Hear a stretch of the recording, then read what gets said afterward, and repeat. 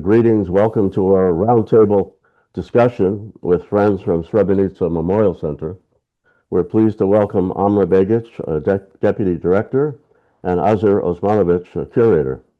Well, the session will run for about 40 minutes and followed by time for questions and answers.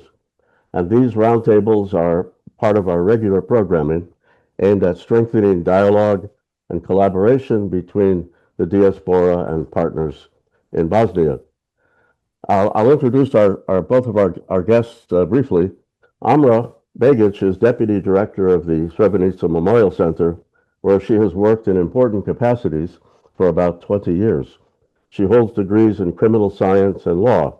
Amra communicates with domestic and international organizations, establishing partnerships and promoting the work of the Memorial Center.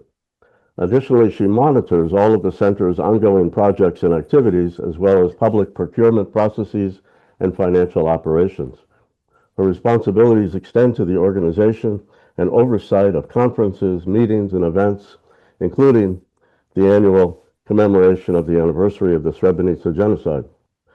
Azir Osmanović was born in June 3rd, 1982, in the village of Begić, Srebrenica municipality. He holds a master's degree in history and has worked as a curator at the Srebrenica Memorial Center also for almost 20 years. Excuse me. He has participated in most of the projects carried out by the Memorial Center, distinguishing himself particularly through his work on developing exhibitions and the Museum of the Genocide in Srebrenica. He also leads one of the center's most significant programs, educational programs, the International Summer School. And last year, he delivered a deeply emotional and memorable address before the UN General Assembly during the discussion of the adoption of the genocide in Srebrenica. Just to conclude, I would say that in recent years, Amra and Azir have been very busy arranging, accompanying, representing exhibitions at the UN.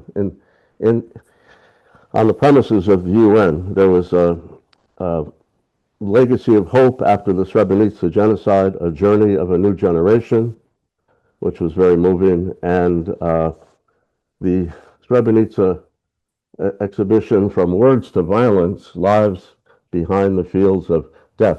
So these are just some of the programs they've been bringing to New York. And of course, most recently, the permanent memorial to the Srebrenica genocide was unveiled in the garden next to the General Assembly, the flower of Srebrenica, and both Amra and Azir were present. So it feels like in recent years, I've been seeing Amra and Azir more often at the UN than in Srebrenica, if you can imagine.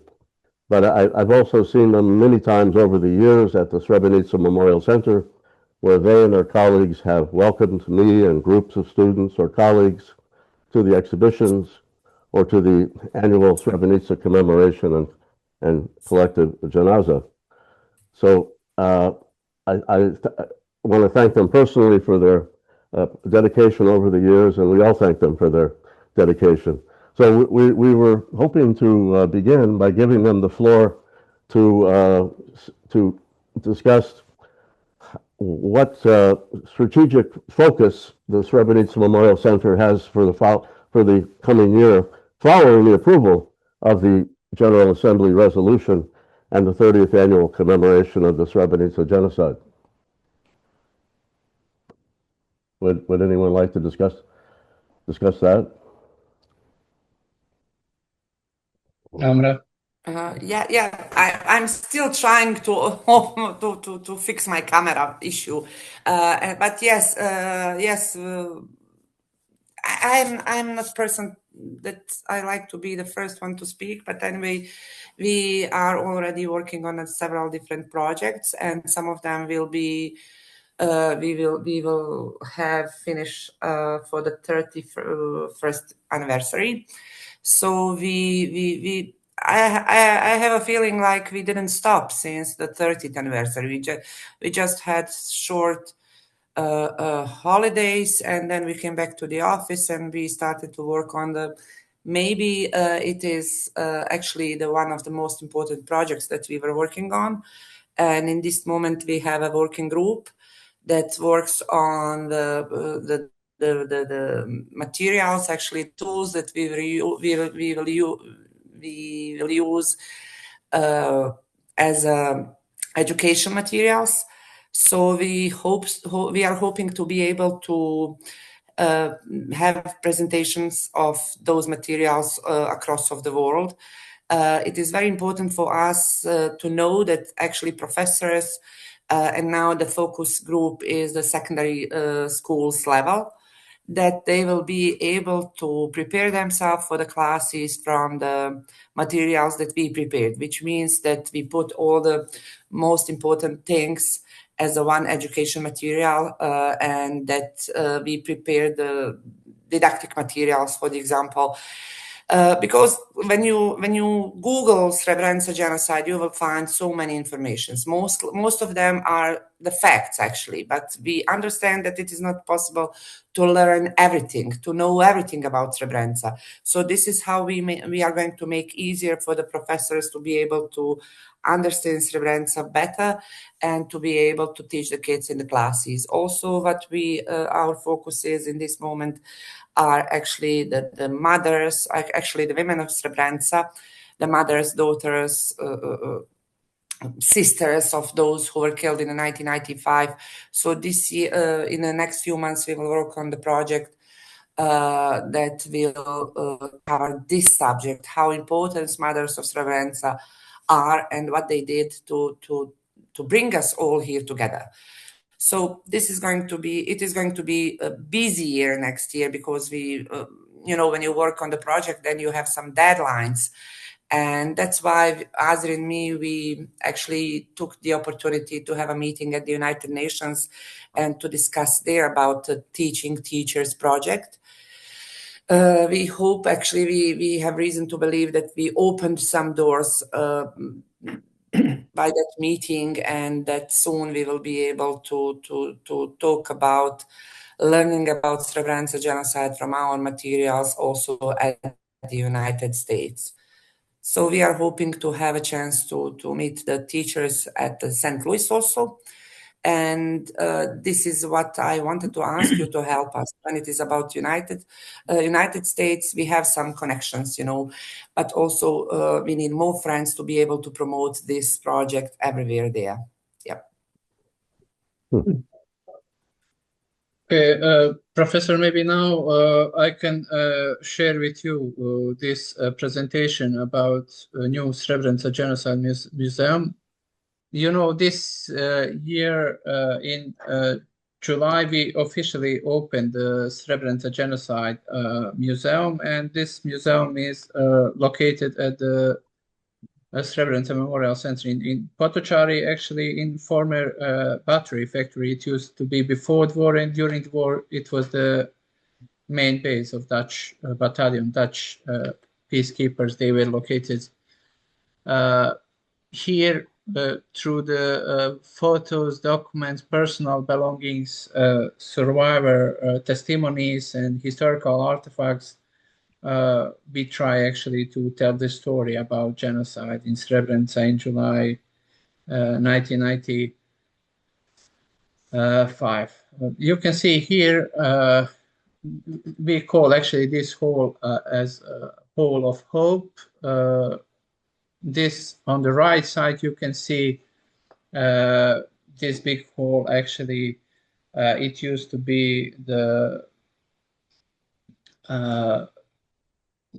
garage or parking space for the Dutch trucks, UN trucks, who were here during that time. About 80 trucks, Dutch soldiers, had here during that time. But when refugees arrived here in Potocari, when Srebrenica fall under control Army of Republika Srpska, they decide to move out the trucks, and here in this big hall located 5,000 to 6,000 refugees. On the left side, you can see this photo, and you can see there how it was actually dirty, it was mud, but those people who were inside, they were happy because they are in the base, because more than 20,000 people stayed outside. And this is our starting point. We decided to put these two photos. On the left side, you can see when this hall was full of refugees. And on the right side, you can see the moment when actually Dutch soldiers told the refugees that they had to go outside on the checkpoint where Bosnian Serb forces separate men and boys who were in the base, same like people who stayed outside. And this is a historical site, and that is the reason why we decide to create here the Srebrenica Genocide Museum. This is an introduction to genocide. Here you can see two walls. At the beginning, you can see introduction to genocide, and here we are talking about the dissolution of Yugoslavia and beginning the war in Bosnia and Herzegovina, and especially here in this area that we call Podrinje.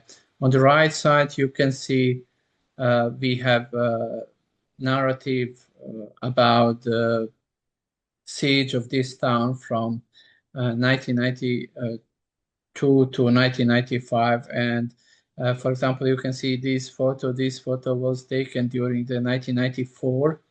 And you can see this street was totally destroyed. Houses were burned because at the beginning of the war, during the end of April and beginning of May 1992, Srebrenica was under control of Bosnian Serb army, and they burned about 80 houses. Here you can see we have 25 screens, and on these screens our visitors actually they can see some footages, photos, some documents, and articles from that time about the life in Srebrenica from 1992 to 1995. I don't know, can you see here, but here on the floor you can see we have some quotes.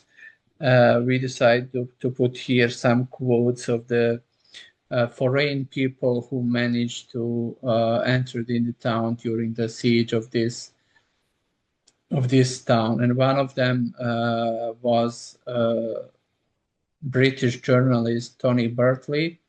And here on the wall you can see this. Actually, this is a screenshot, this photo. And there you can see somebody during the 1993, when in Srebrenica arrived approximately 40,000 refugees, put this board with this text. This is the biggest death camp in the world.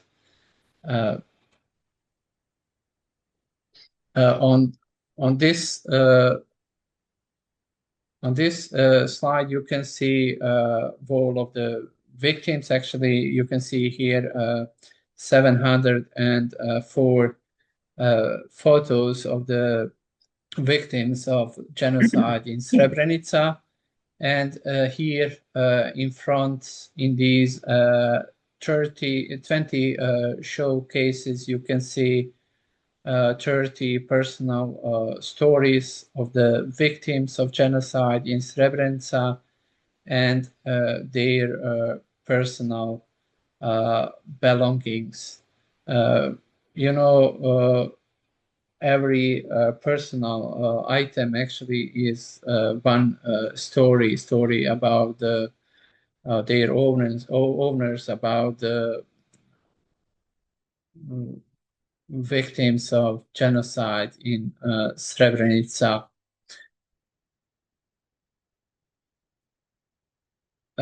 Here you can see we have 6 monitors, 6 screens, and there you can see actually 6 years ago here at Srebrenica Memorial, we started with 2 of the most significant projects. One of them is oral history, where we are trying to filmed and collect as more as possible personal stories of the victims of genocide in Srebrenica. And here you can see, actually, this is the part from the oral history. On these screens, you can see the mothers and other survivors of genocide in Srebrenica. They are talking about their personal experience during the siege of this town, and especially about the events in July 1995 during the genocide.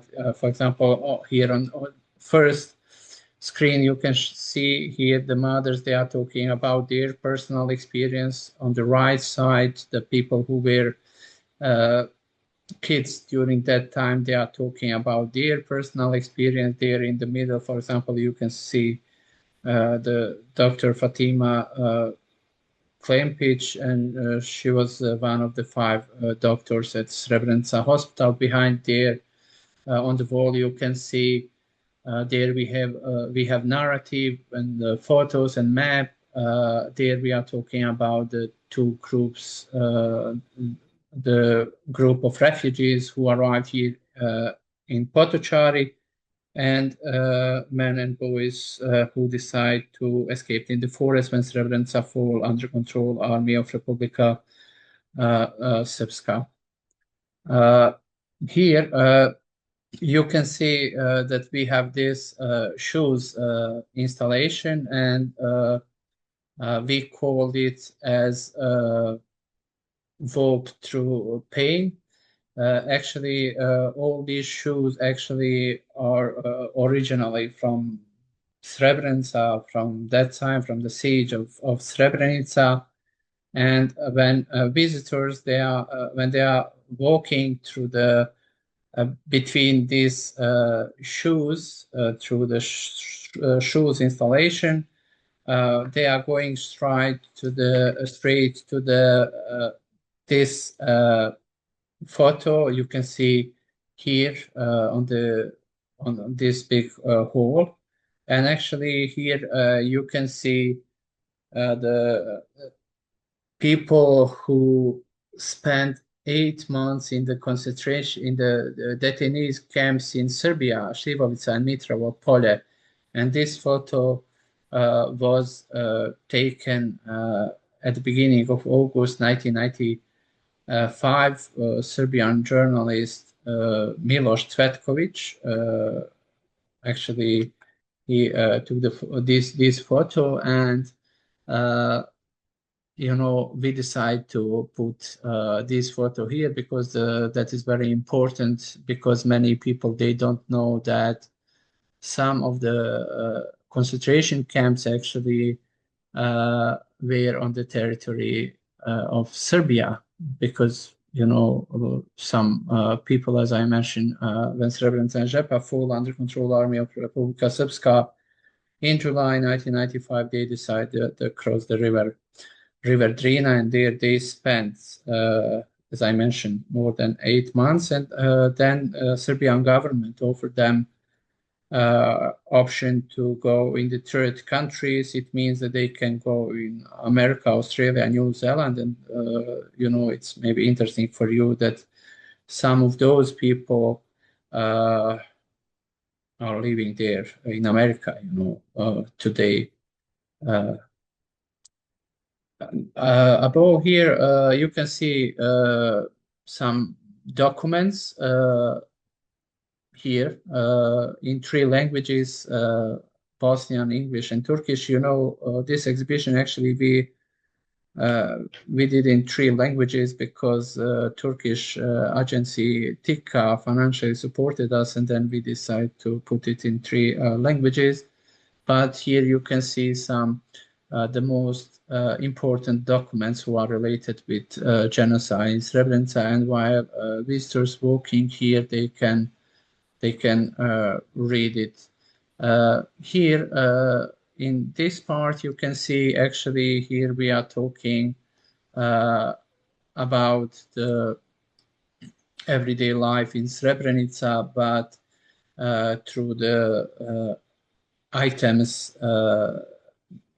as I mentioned, 6 years ago, we started here with two the most significant projects. One of them is oral history. The second one is a project of collecting of the personal items of the victims and survivors of genocide in Srebrenica. And you can see here that we made some kind of combination of these two projects. Here you can see that I mentioned some school diaries, for example, that show the fight for the education. It's here in the beginning. On the right side, you can see here that we have these lights as forest. Actually, here we are talking about Dead March personal belongings. Some people who survived that Dead March column, they donate some personal belongings, and then we put it here.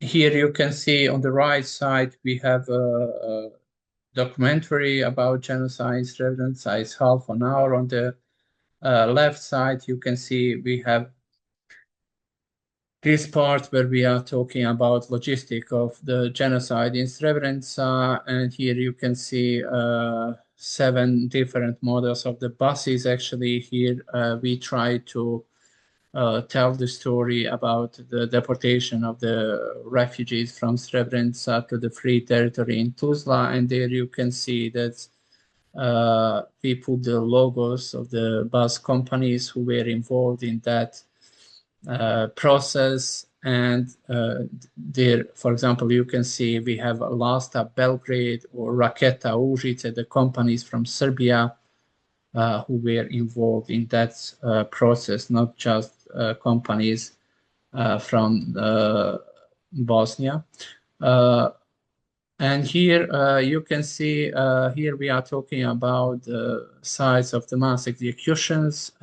We have several of them, and then we decide to make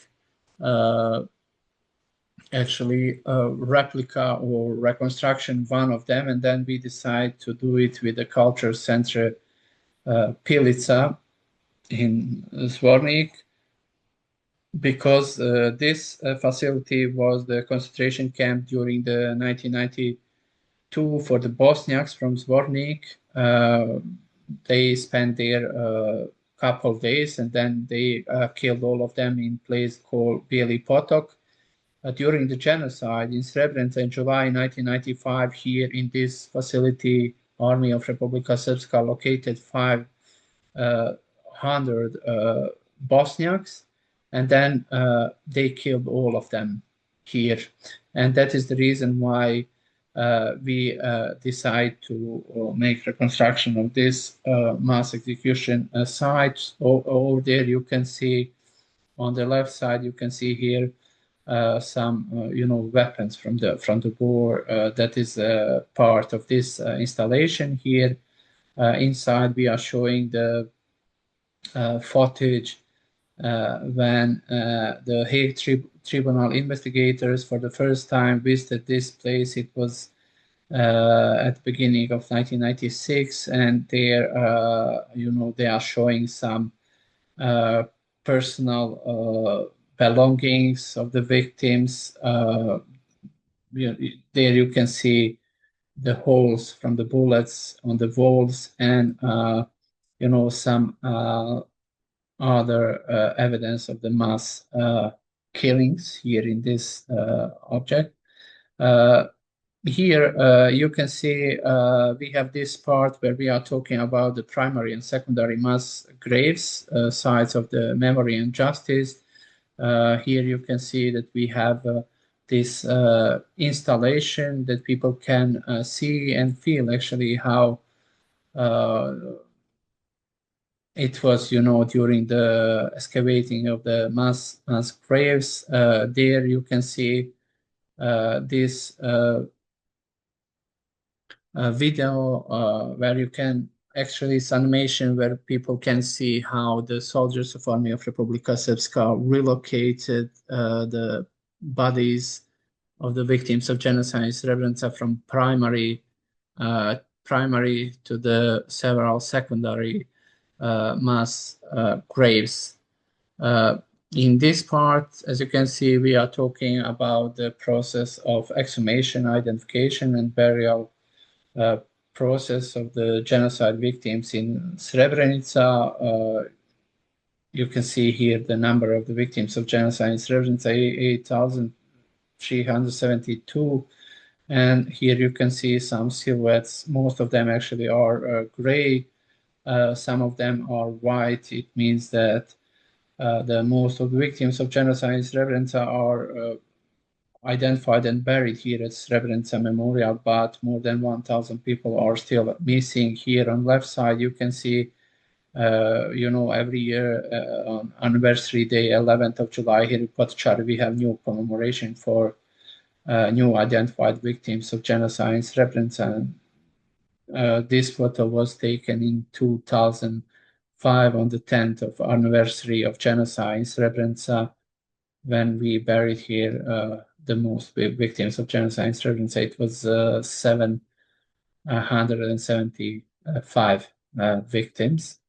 And at the end, you can see here, we are talking about the mother struggle for the truth and justice. Here you can see we have this installation, we call this praying hands because it's dedicated to the mothers. And on the left side, you can see this is one of the most famous photos, mother of Srebrenica. And yeah, it was that's it.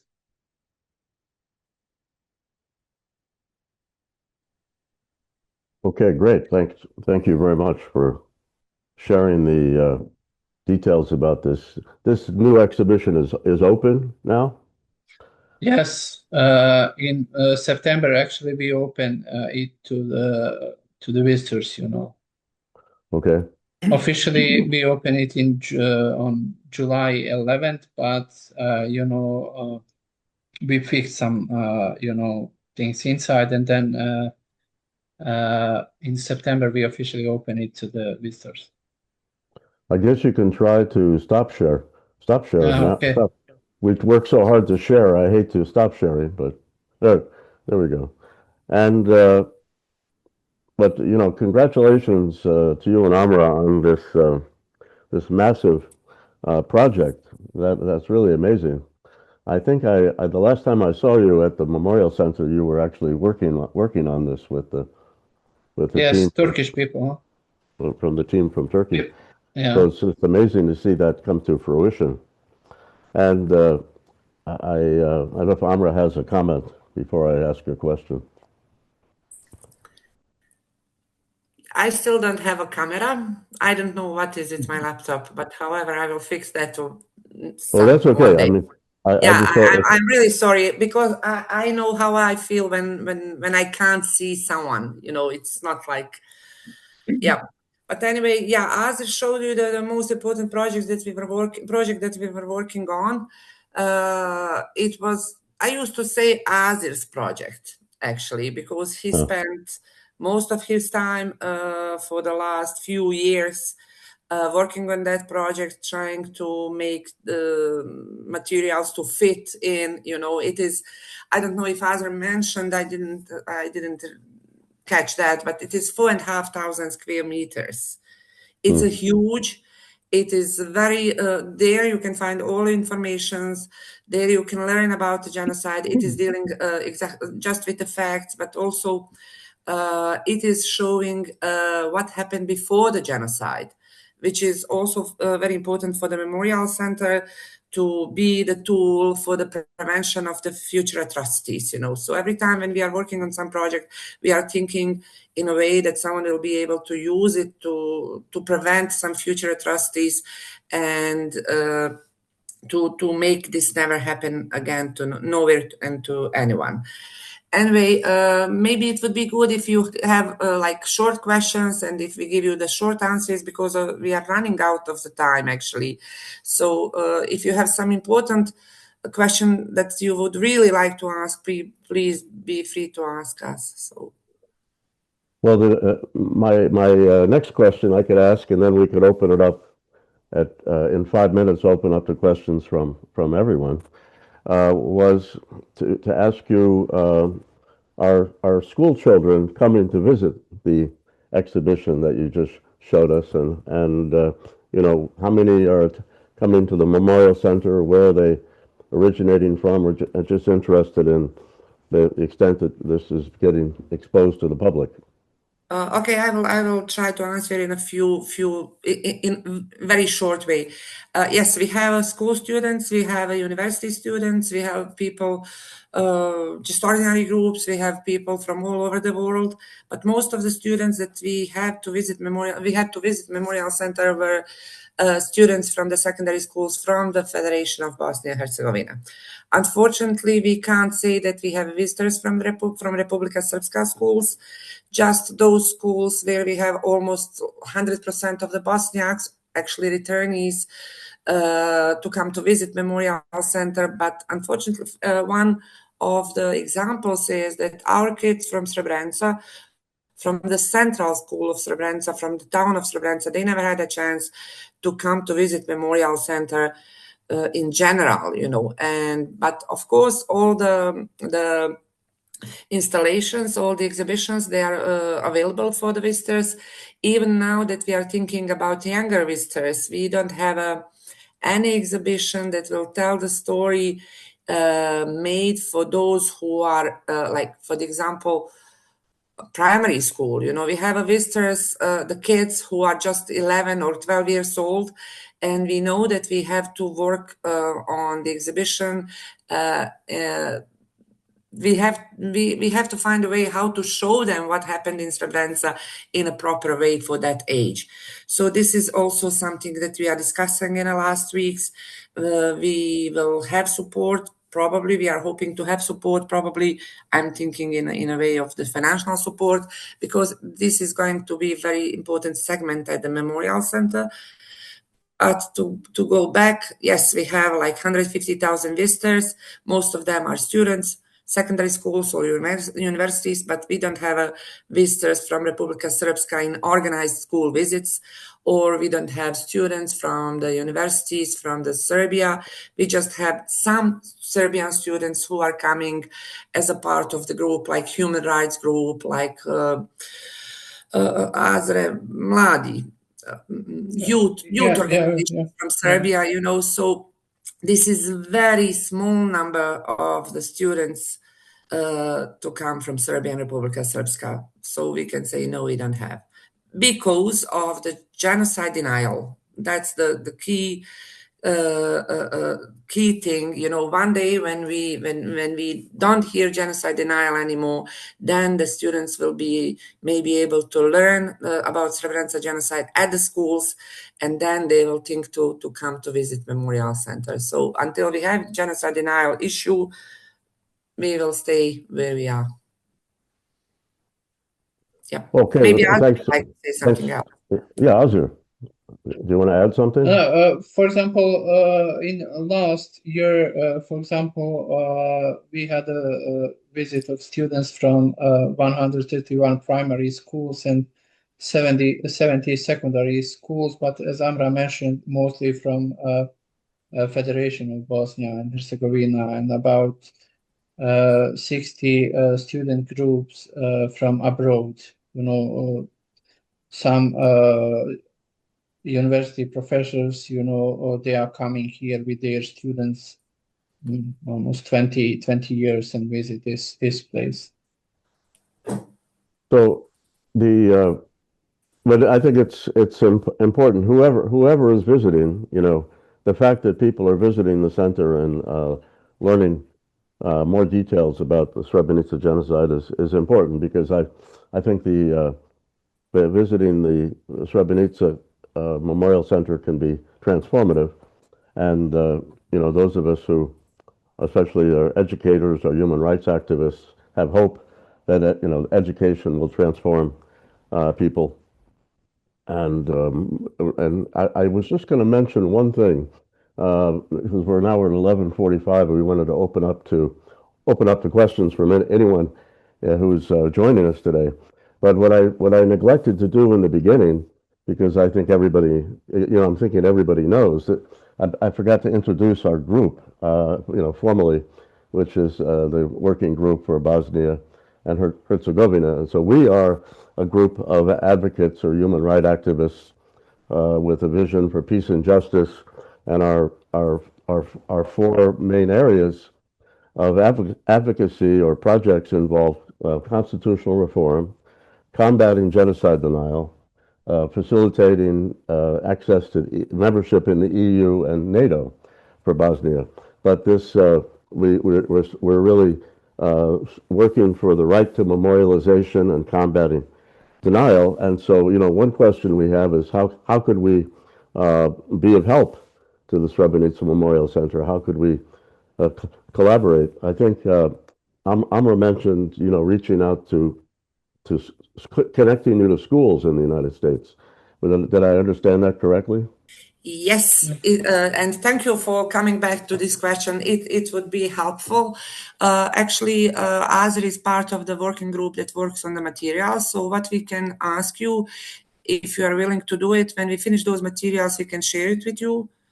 You can take a look, and then you can take some time to think how it would be the best way to make it available for the universities or wherever you may think that it would be good to share. So I believe that soon, hopefully before the end of this year, we will have those materials, and then we can share it with you, and then we can maybe meet again to see what we can do together when it is about this subject. So that's really important to know, because we have in Connecticut, we have a law in my state. We have a law requiring, genocide education in the public schools, and we're having workshops with teachers. So it would be great to have the materials, and also if you or Azir could come at some point and visit Connecticut, short train ride from New York City, and speak to teachers, that would be excellent. I wondered if Rebecca has a question.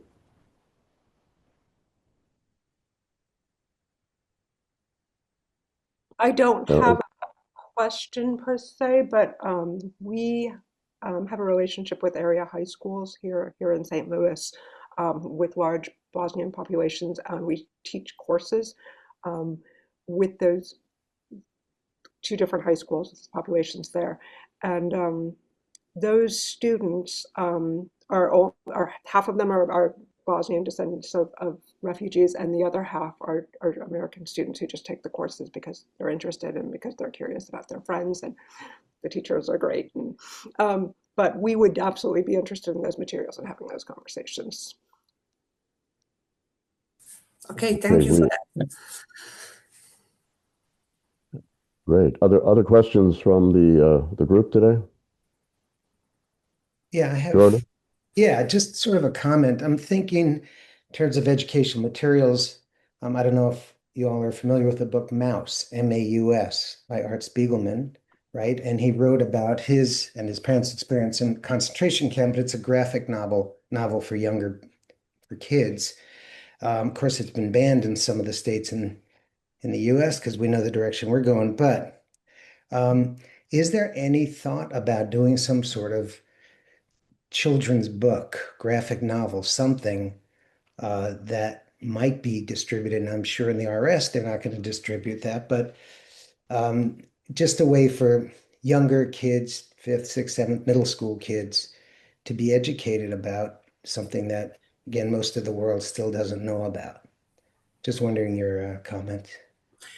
Yeah, as I told you, this is the part of the missing part of at the Memorial Center. Those materials and exhibition for the younger kids, And to be honest, we are still not sure about which way we will go.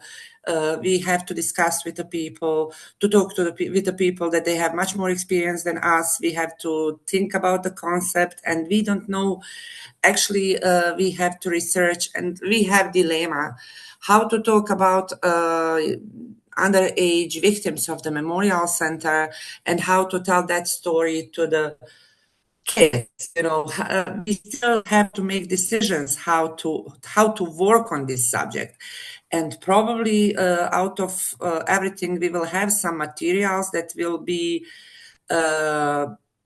appropriate for the younger kids. So either if it is going to be like strip or there was some other, maybe you remember that someone tried to make it that way, to tell the story or to tell parts, some stories, shorter one about the genocide, by making a strip book, like a Graphic novel. like Graphic. cartoon. But Yeah. we can say now that we don't have it, but it is definitely that we will work on this in the future.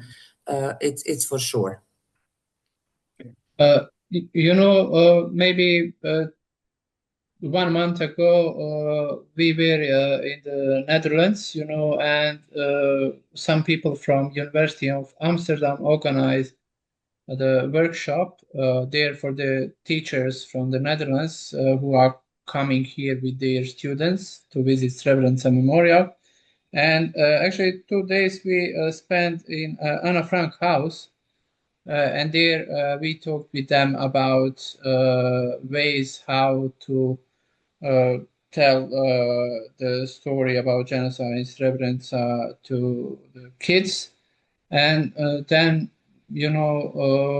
now we have some ideas, but we will try to do it in future. For example, now we are preparing one educational guide for the teachers, and there actually I mentioned a lot of the books who are published, who are related with genocide in Srebrenica. For example, there you can see some people, for example, who were kids during that time, and then the teachers and students, they will able to try actually to find these books and try to reach it. But as Amra mentioned, we will try to do our best to prepare as more as possible materials for the both for the teachers and students.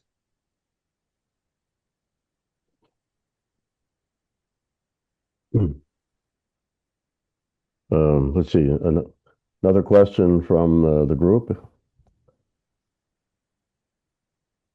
Phil? Yes, I have a question. Oh, Phil had raised his hand, but you can go ahead.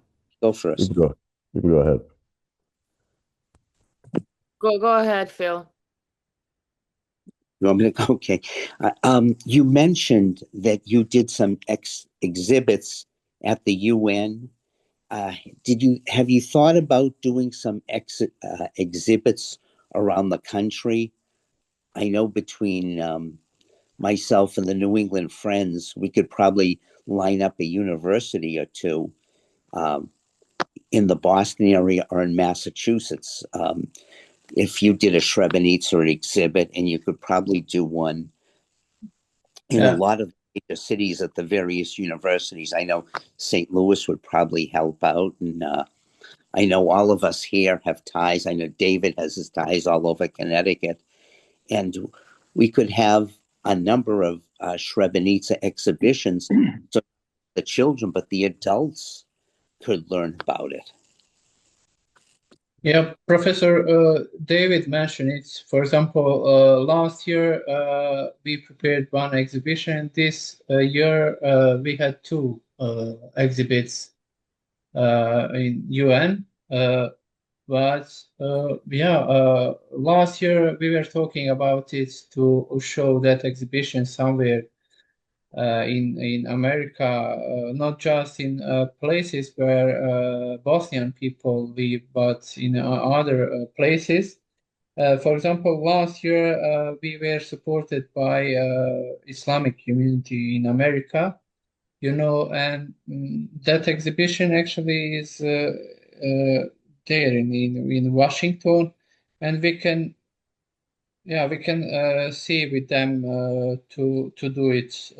In last 3 years, we created several traveling exhibitions here in Bosnia, and we are trying to show the story about genocide in Srebrenica, not just here in Potocari, in Srebrenica, but in the other places. I think the one that you're remembering is the Nasha Priča with the testimony. It's the, from it's a series oral of- history, yes, It's a project. series of video screens, so it's very portable, Yeah. Phil. And so that's a great idea, Phil. We could try to organize, and that one's, Azir's saying that one's already here in Washington, D.C. Phil Donna? Yeah, thank you, Azir and Amra. I have a question, I guess to you, Amra, about the Hague, the digital library in The Hague that has this huge, vast evidence related to the genocide. And I was just wondering, do you guys work like do you have access to these libraries? Is this just going to stay in The Hague, or can the Memorial Center have that? Like, what's going to happen with all the vast, it's like millions of pages, it's thousands of testimony. What is the situation on that? Oh, very Yeah. good question. Actually, I will answer first what we did. Everything that it is available on the web page of the tribunal, we already actually took from there, and we already have it as a part of our archive.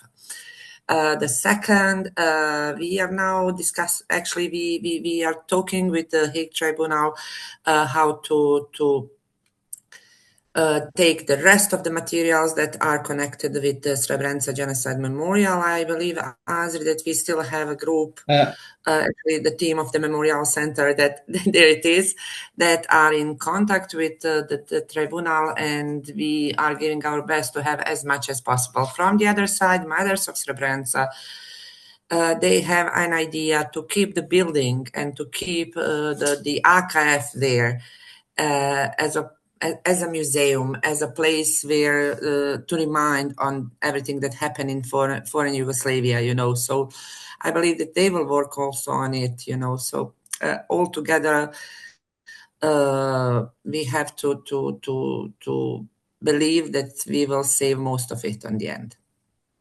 Yeah. Okay, so there is a digital archive already accessible to the public. You can see this external list. No, I see it in your hand. I'm asking for the public. We received this, in June, and Okay. here we have actually not all, but the most of the documents and other archival material, about all trials in Hague, who are related with genocide in Srebrenica, and I'm just working on it just to see what we have here, As Amra said, we downloaded everything what it was published, accessible actually on the website of Hague Tribunal. But, some documents or some archival material we cannot receive because, Yeah. No, I'm very happy to hear, because last time when I visited The Hague and I accessed all the evidence, and there was one room of I don't know, millions of evidence. I think 7 million. Yeah, but you are right. I would really like to have hard copies, the original one day. Correct. Yeah. Yes, that's what I meant. Is this gonna stay in just Hague because nobody has access to it? What is the Actually, point of it? it depends on the future owner of the building. Okay. That's very Really. important. I think it should become like a museum or something. But you guys have at least the digital version of it, which is Yeah. really such a release, because I was wondering if that gets somehow vanished or destroyed, we don't have a backup. So I'm so happy that you have that hard disk with all the information, and hopefully Actually, we don't know if we have everything. We know what we have, what we have, and we will right. check what we have. But for me, I really like the authentic things, and I really like hard copies, and I really hope to have it all there at the Memorial Center, or the archive. It says to keep at the 3 locations.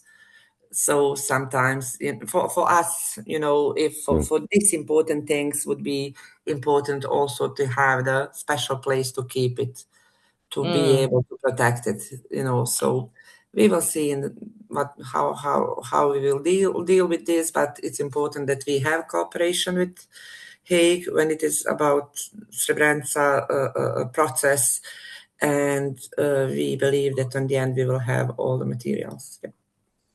That's amazing. Yeah, thank you. I think that Hague is the most the location with the most evidence. There's no other places like Hague, correct? Yeah, I don't know. I will we share the information with you that we have it's not the evidence, but also kind of the evidence. We have the building that we call depot. There,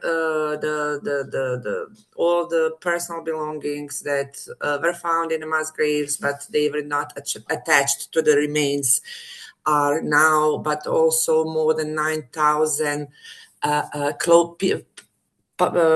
of clothing, of the victims. It is now there at the Memorial Center.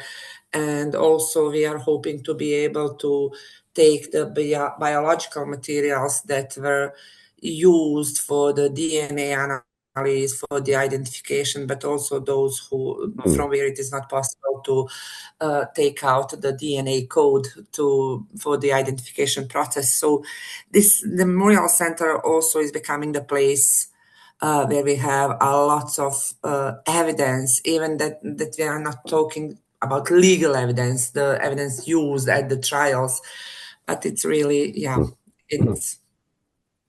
We are working with Bosnian court, and we are trying to get as more as possible testimonies and other archival materials, from the Bosnian court, and we are working on it. We have more than 20 cases, from the Bosnian court who are now part of our archive. So, but that will be open. It will be like open access soon. Do you think? Like, what are the plans? Yeah, we are working on it. We should first select them. Well, I want to thank Amra and Azir for joining us. We're going to try to bring the meeting in for a soft landing and see if there are any last questions. I was going to mention that you probably know about this, Azir and Amra, but I was taken to a new museum in Sarajevo last week by city council, by the chair of the city council, and it's called Sarajevski Spomenar, and it's a small space which is about children's notebooks and letters and objects that were donated by parents. So but it's very beautifully done, very sad, especially focusing on these notebooks that students used in class, where each student would have a number, and there would be a question that they would answer in the notebook, like, what's your favorite beverage? And then each student would write their answer. So it's a kind of memory notebook, which when I talked to people about afterwards, they said, oh yes, so we remember having those in school. But so I guess my question is whether this museum that I saw is for adults or for children or for both, or if it might be an example for you. Well, Yeah, who will answer it? Now, to be honest, I will be absolutely honest. We had a project that we were running together with World Childhood Museum in Sarajevo. And we had a list of the questions, that they were using when they had interviews with the kids who were living in Sarajevo under the siege, And then actually we made 100 interviews with the young ones from Srebrenica, and I was one of them. Azir was one of them. And to be honest, it is totally different approach. We couldn't use the same questions because most of the kids in Sarajevo, for example, they were at home. They were under the siege, but at home. But most of the kids in Srebrenica, they were already refugees. We had a totally different. And on the end, the kids from Srebrenica, they finished as a refugee somewhere. So we can't take the same model for the exhibition. And especially because we have still missing kids, still missing those from the list of the victims of the genocide. They are still missing underage victims, So, unfortunately, I didn't have an opportunity to visit the new museum, but as soon as I can, I will go there because I would really would like to learn more about that place. And it's not nice to do the copy paste, never. So No. Professor David, it's to be honest, it's easier to those people in Sarajevo to find the diaries and something like that, some items who are related with education, because here in Srebrenica during the genocide we left this place and everything was destroyed and burned. For example, I showed to you in my presentation that on the wall we have just 704 photos of the victims of genocide in Srebrenica. In the last 5 years, we have collected just about 3,700 photos of the victims of genocide in Srebrenica, because many of the mothers and other relatives of the victims of genocide in Srebrenica, they don't have any photo of their loved ones, and it's very difficult to find things like that, diaries, something like that. I know just for one diary, my colleague Mirza Begić, he was 15 years old, and he was in the column of the dead of March, and he did the diary, and we have it here at Srebrenica Memorial.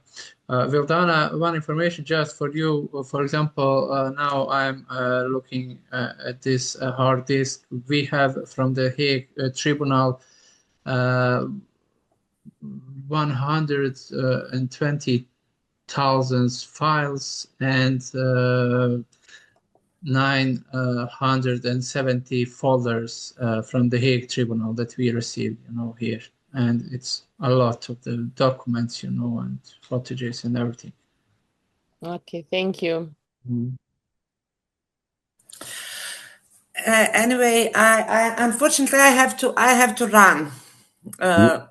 Actually, it is very time for the dog. Yep. I'm really sorry, but he's jumping now. And I'm Okay. I'm afraid that he will start to be loud, actually. So you can Okay. excuse me like 3 minutes, and I will come back. Or if you have some more questions, please be free to ask before I leave.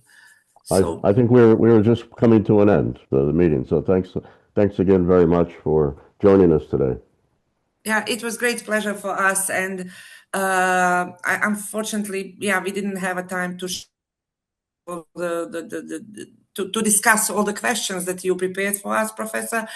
But I'm hoping for the new opportunity to join you for some meeting, and I hope to meet you one day wherever you are, because as a part of this project that we are working on, we also have some financial some part of the budget is actually to travel and to do the presentations. So I hope that we will be able at least to do it at least once at the United States, if we can organize that at some moment. And just to let you know, the plan of the project is that on the end of the project, we will invite like three professors or teachers from one country, which means also 3 from the United States, to join. It will be a group of altogether 45 to 50 professors to come to Srebrenica, to spend a week together, to learn at the location, to ask all the questions that they may have, to see much more than they will be able to learn from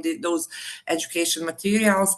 So for us, it would be very important to have from the United States someone who will be ready to share the knowledge after the visit of the Memorial Center. Azir will organize the tour to the authentic locations. Actually, the program will be something like summer school program for this group of the teachers. So this is very, very serious project, and we are hoping to have the best possible results out of it. Yeah. Thank you. You're welcome. Okay, we'll see you again. As soon as we have materials, we will share in this email with you all, so we can discuss also through the email. Yep. So we're going to bring our meeting to an end. Thanks to everyone for joining us, and we'll be hearing soon about our next roundtable. Thank you. Okay, thank you. Okay, bye-bye.